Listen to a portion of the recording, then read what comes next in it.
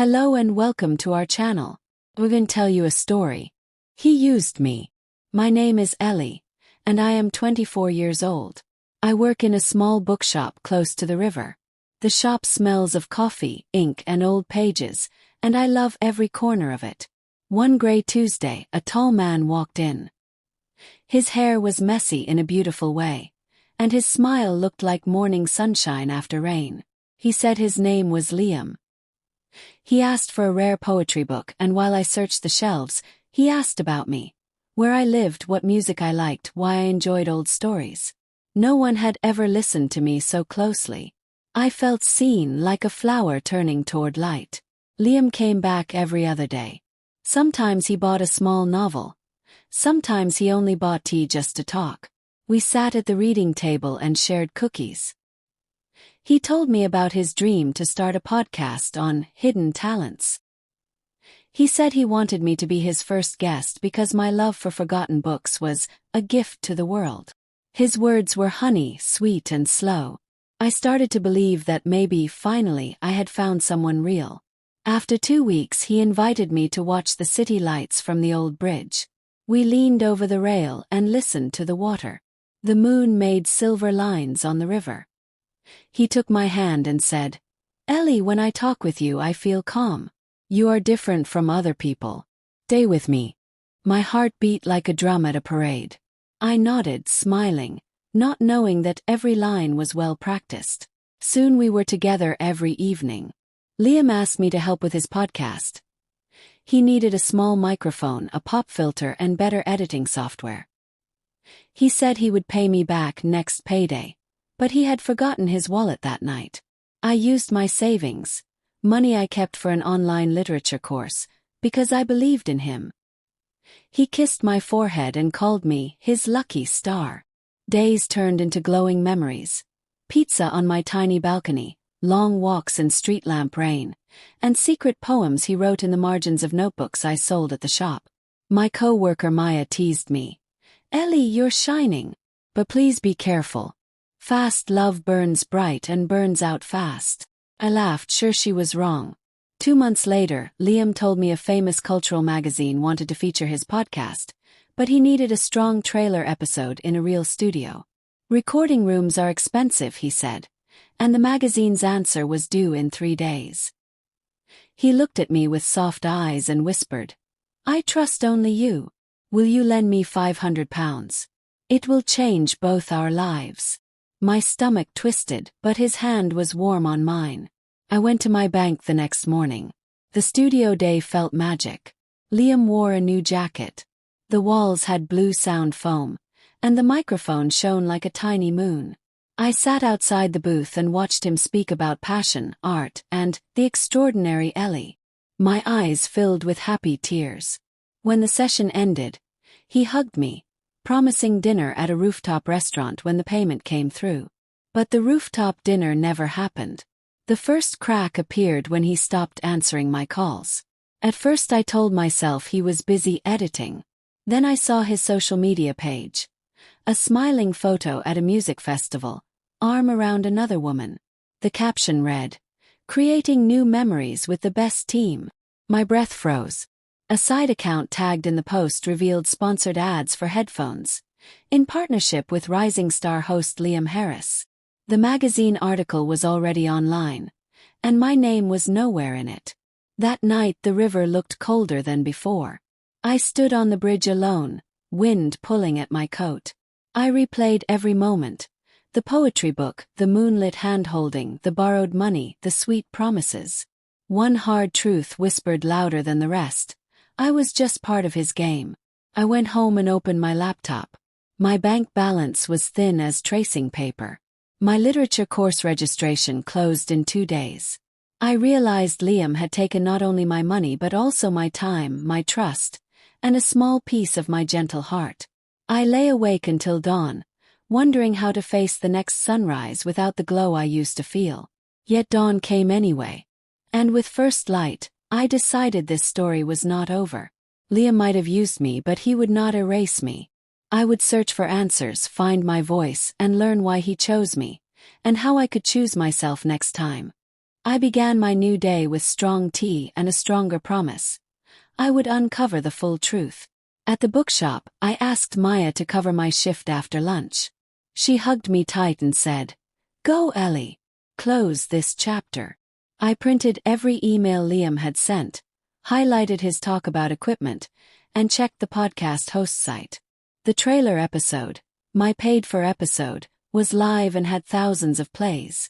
Still no credit for me. I walked to the podcast studio, a glass building near the railway.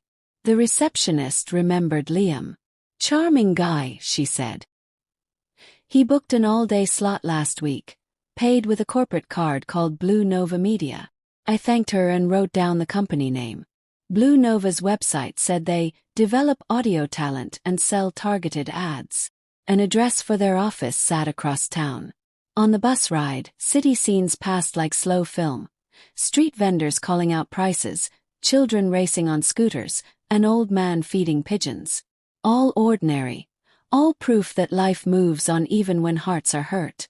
Felt strangely calm. Blue Nova's office was bright, full of modern art and pressure. I told the front desk I was Liam's project partner and needed copies of our contract. She checked her computer, frowned, then called a manager. A tall woman in a navy suit appeared. Her name tag read Ms. Carter. She invited me to a small meeting room. "What's this about?" she asked. I explained everything. The money, the podcast idea, the promise of credit. Ms. Carter listened without interruption, then opened a folder. Liam Harris signed a short-term talent agreement. He claimed all content and costs were his own. He said he wrote the trailer script himself. She slid the document to me. There was his signature, bold and careless. I felt my cheeks burn. "He lied," I said. "Can you at least add my name as co-creator? The trailer uses my voice reading an old poem. It's my intellectual property." Ms. Carter nodded slowly. "Send me proof, the poem text, your voice file, payment receipts. If what you're saying is true, we'll update the credits and, frankly, reconsider our partnership with Mr. Harris." She gave me her card. Outside the office, I breathed in cool air mixed with heavy traffic fumes. I felt lighter, though nothing was fixed yet. I knew the poem. I had the receipts. Had my voice. That evening, I pressed record on my phone and spoke from the heart. I told the story of a girl who loved books, who believed in someone who did not deserve belief, and who learned to believe in herself instead. I spoke slowly, choosing simple words because I wanted every learner of English, every listener who ever felt used, to understand. I ended with the poem Liam had praised. "Pages turn. Hearts learn. Truth will burn. But hope returns." I uploaded that file as my own first podcast episode. I titled it, "He Used Me, But I Found My Story." Within 2 days the episode reached 500 plays. Comments came from students in Turkey, Brazil, Kenya. People practicing English and thanking me for sharing bravery in easy language. I cried happy tears at lunch break, right between the travel guide shelf and the romance novels. Then Ms. Carter called. "We verified your claim. Liam's contract is terminated. We added your name to the trailer credits and removed his new episode lineup. Also, brands want honest voices.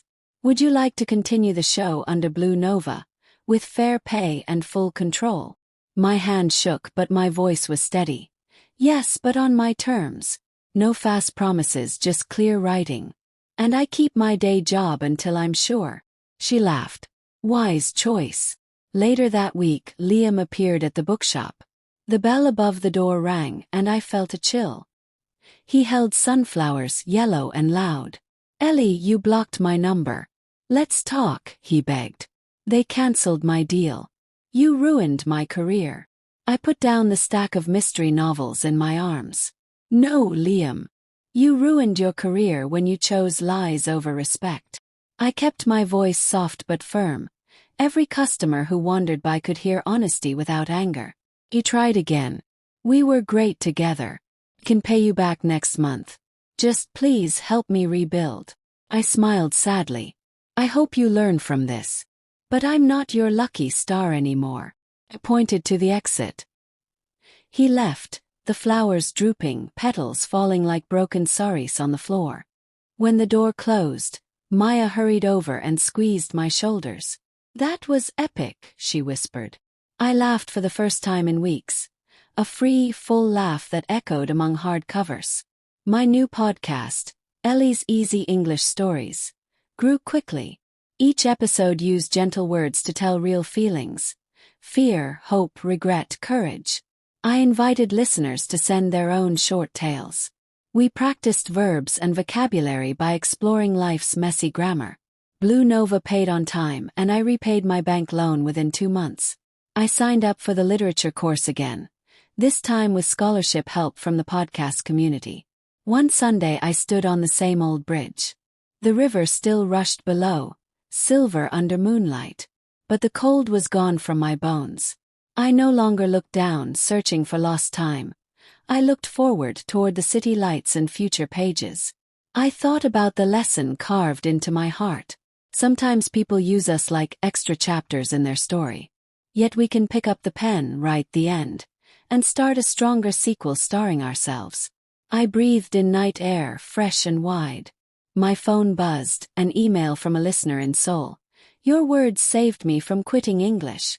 Thank you, Teacher Ellie." Tears warmed my eyes, but they were soft tears, healing ones. I turned toward home, toward the bookshop, toward whatever came next. And with each step I knew, I was no longer just the girl he used. I was the woman I chose. I hope you enjoyed this story. Have you ever experienced? Share your stories with us in the comments below. Don't forget to like and subscribe for more stories and adventures. Thanks for watching, and we'll see you in the next video.